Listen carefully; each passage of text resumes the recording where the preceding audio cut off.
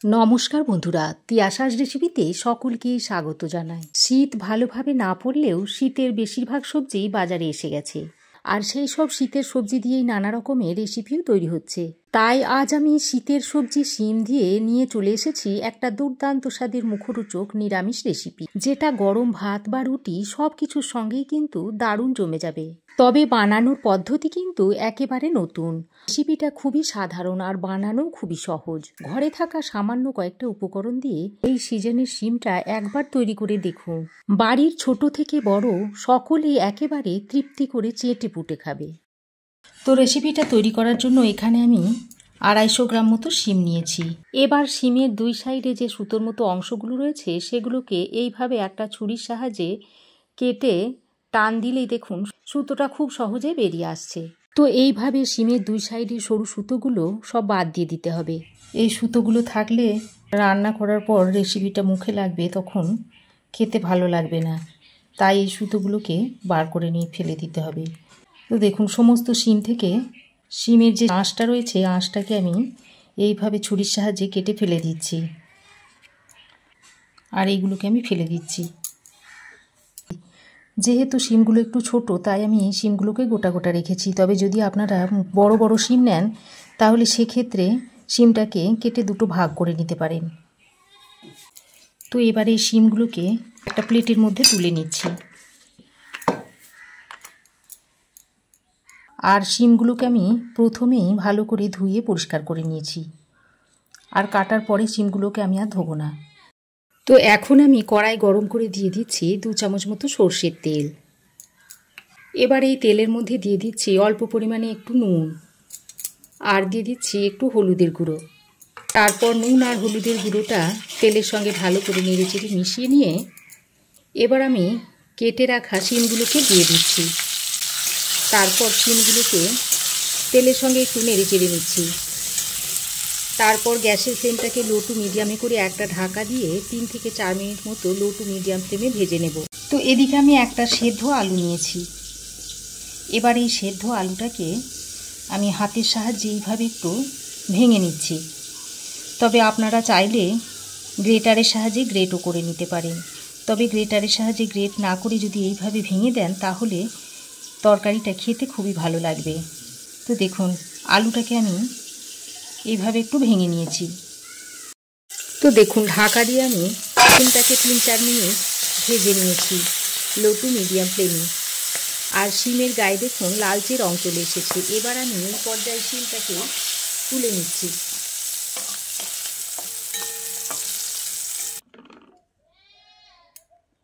শিম ভেজে তুলে নেওয়ার পর ওই তেলের মধ্যে দিয়ে দিচ্ছি আরও 1 চা চামচ মতো সর্ষের তেল। এবার তেলটা একটু গরম হয়ে এলে এর মধ্যে দিয়ে দিচ্ছি 1/2 চামচ মতো কালো জিরে, একটা শুকনো লঙ্কাকে ছিঁড়ে দিয়ে দিচ্ছি। এবার ফোড়নটাকে কয়েক সেকেন্ড ভেজে নিয়ে দিয়ে দিচ্ছি 1 চামচ মতো গ্রেট করা আদা, আর দিয়ে দিচ্ছি একটু কুচনো কাঁচা লঙ্কা। তারপর আদা লঙ্কাটা দিয়ে আরও কিছুক্ষণ ভালো করে নেড়ে চেড়ে মিশিয়ে নিচ্ছি। দেখুন আদা ও কাঁচা লঙ্কাটাকে বেশ কিছুক্ষণ নেড়ে চেড়ে মিশিয়ে নিয়ে এবার আমি এর মধ্যে দিয়ে দিচ্ছি 2টো মিডিয়াম সাইজের কুচনো টমেটো, সঙ্গে দিয়ে দিচ্ছি স্বাদ মতো নুন। শিম ভাজার সময়তেই নুন দিয়েছি, সেই অনুযায়ী নুনটা দিয়ে দিচ্ছি অল্প একটু হলুদের গুঁড়ো, আর 1/2 চামচ মতো দিয়ে দিচ্ছি ধনে গুঁড়ো। এবার সামান্য পরিমাণে একটু জল দিয়ে মশলাটাকে ভালো করে কষিয়ে নিচ্ছি। এখন আমি মশলাটাকে একটু ঢাকা দিয়ে কষিয়ে নিচ্ছি, তাহলে মশলাটা খুব ভালোভাবে কষানো হয়ে যাবে আর টমেটোগুলো খুব তাড়াতাড়ি সফট হয়ে যাবে। তো দেখুন ঢাকা দিয়ে লো টু মিডিয়াম ফ্লেমে 3-4 মিনিট মশলা আর টমেটোটাকে ভালোভাবে কষিয়ে নিয়েছি, আর দেখুন টমেটো অনেকটাই সফট হয়ে এসেছে। এবার আরও কিছুক্ষণ ভালো করে নেড়েচেড়ে মশলাটাকে আমি কষিয়ে নিচ্ছি। তো দেখুন মশলাটাকে আরও কিছুক্ষণ নেড়েচেড়ে কষিয়ে নিয়েছি, আর মশলা দেখুন ভালোভাবে কষানো হয়ে গেছে। এবার আমি এই পর্যায়ে দিয়ে দিচ্ছি 1 চামচ মতো পোস্ত বাটা। পোস্ত বাটাটা দিয়ে আবারও মশলার সঙ্গে ভালো করে নেড়েচেড়ে মিশিয়ে নিচ্ছি। তবে আমি এখানে পোস্ত বাটা দিলাম, আপনারা চাইলে পোস্ত বাটার বদলে নারকেল কোড়াও দিতে পারেন। এই পোস্ত বাটা বা নারকেল কোড়া দেওয়ার কারণে তরকারির মধ্যে একটু ক্রিমি ক্রিমি ভাব আসবে। তো দেখুন পোস্ত বাটাটা দিয়ে ভালো করে নেড়েচেড়ে মিশিয়ে নিয়ে এবার আমি ম্যাশ করে রাখা আলুটা দিয়ে দিচ্ছি। তো আলুটা দিয়ে আবারও ভালো করে নেড়েচেড়ে মিশিয়ে নিচ্ছি।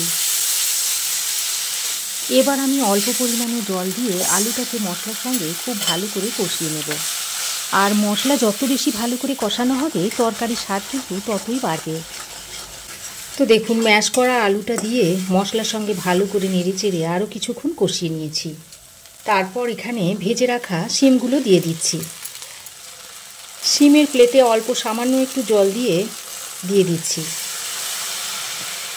এবার শিমগুলো দিয়ে আলুর সঙ্গে ভালো করে নেড়েচেড়ে মিশিয়ে নিচ্ছি। তো বন্ধুরা, শিমের রেসিপি তো আপনারা অনেকভাবেই খেয়েছেন। এইভাবে যদি আলু দিয়ে কখনো খেয়ে না থাকেন, একবার এইভাবে বানিয়ে দেখবেন।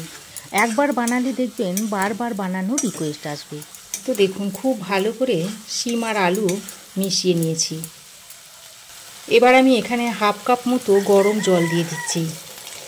গরম জলটা দিয়ে আবারও সব কিছুকে একসঙ্গে ভালো করে নেড়েচেড়ে মিশিয়ে নিচ্ছি। ভালো করে নেড়েচেড়ে মিশিয়ে নিয়ে পর এবার আমি এর মধ্যে কয়েকটা চেরা কাঁচা লঙ্কা দিয়ে দিচ্ছি। তারপর আবারও ঢাকা দিয়ে 3-4 মিনিট রান্না করে নেব। আর আমি এই রান্নার স্পেশাল মশলাটা তৈরি করে নিচ্ছি। তার জন্য গ্যাসের অন্য বার্নারে একটা তড়কা প্যান বসিয়ে দিয়েছি।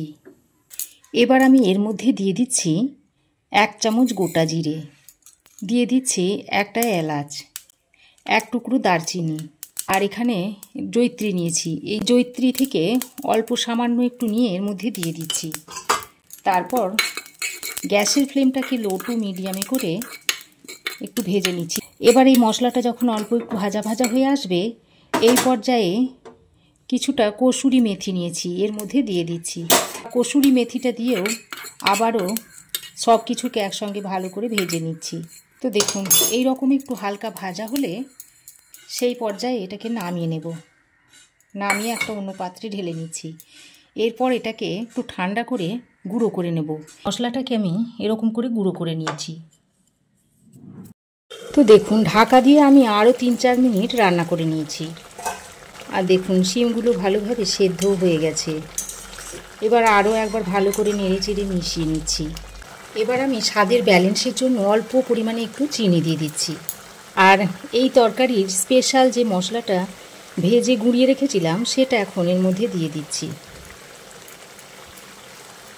আর সবশেষে কিছুটা ধনেপাতার কুচো নিয়েছি, সেগুলো এইভাবে উপর থেকে ছড়িয়ে দিচ্ছি।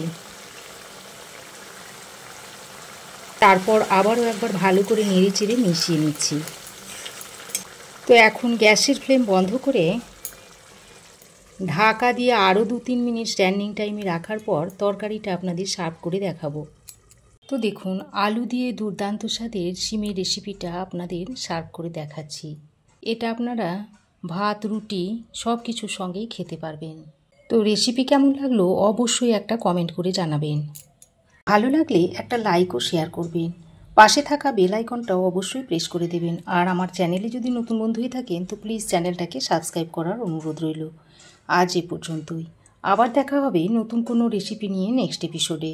সে পর্যন্ত ভালো থাকবেন, সুস্থ থাকবেন। ধন্যবাদ।